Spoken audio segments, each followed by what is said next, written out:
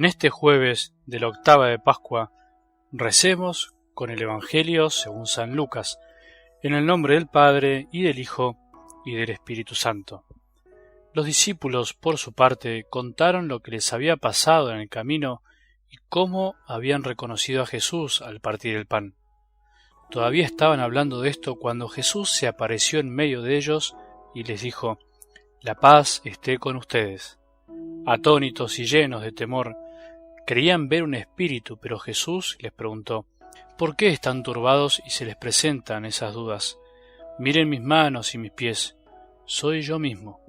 Tóquenme y vean, un espíritu no tiene carne ni huesos, como ven que yo tengo». Y diciendo esto, les mostró sus manos y sus pies. Era tal la alegría y la admiración de los discípulos que se resistían a creer. Pero Jesús les preguntó: «¿Tienen aquí algo para comer?». Ellos le presentaron un trozo de pescado asado. Él lo tomó y lo comió delante de todos.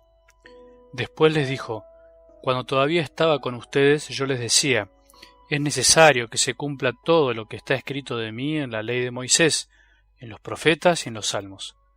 Entonces les abrió la inteligencia para que pudieran comprender las Escrituras y añadió: «Así estaba escrito: el Mesías debía sufrir y resucitar de entre los muertos al tercer día, y comenzando por Jerusalén en su nombre, debía predicarse a todas las naciones la conversión para el perdón de los pecados.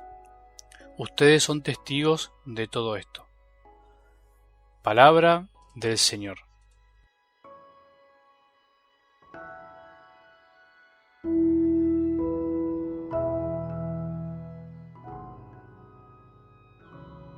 Por ahí te va a sorprender un poco lo que te voy a decir, lo que me digo siempre a mí mismo. No es sencillo creer. Cuando uno crece en la vida de fe, o por lo menos intenta crecer, y no me refiero con esto a saber muchas cosas, a ser grandes teólogos, sino a pensar de un modo más profundo lo que implica creer, lo que significa creer en la resurrección de Jesús, deberíamos reconocer con humildad que no es sencillo creer.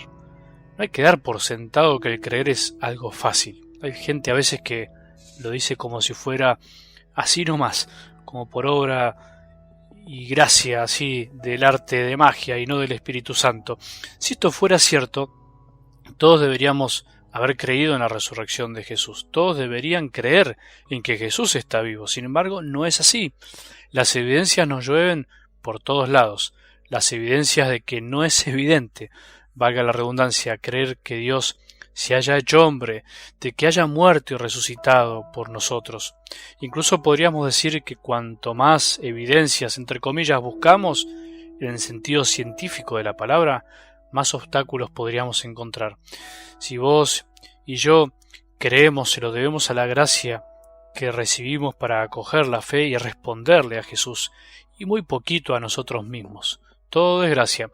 Por eso, qué buena oportunidad para pedirle a Jesús que nos abra la inteligencia para que podamos comprender las Escrituras. Es buen día para hacer esto, porque justamente en algo del Evangelio de hoy, Lucas lo dice claramente: les abrió la inteligencia para que pudieran comprender. Esto es algo que tenemos que pedir siempre y que a veces nos olvidamos. Yo me lo olvido también. Si todos los días hiciéramos este ejercicio, si todos los días nos acordáramos de pedirle a Jesús, qué distinto sería todo. Sin la gracia que viene de lo alto, sin la gracia que viene de Jesús, no podemos comprender en su totalidad todo lo que está escrito para nuestra enseñanza, para nuestra santidad. Señor, que hoy podamos comprender un poco más. Señor, te pedimos que hoy nos abras un poco más la inteligencia de la mente y del corazón, para poder encontrarte en las Escrituras, para poder reconocer al resucitado a nuestro alrededor, en cada palabra, en cada gesto, en cada misa, en cada Eucaristía. Señor, acompáñanos como a los discípulos de Maús, explícanos las cosas porque nuestra mente es lenta y pequeña. Señor, te pedimos que te nos manifiestes, así somos testigos de todo esto ante el mundo que no cree y vive como si no existieras.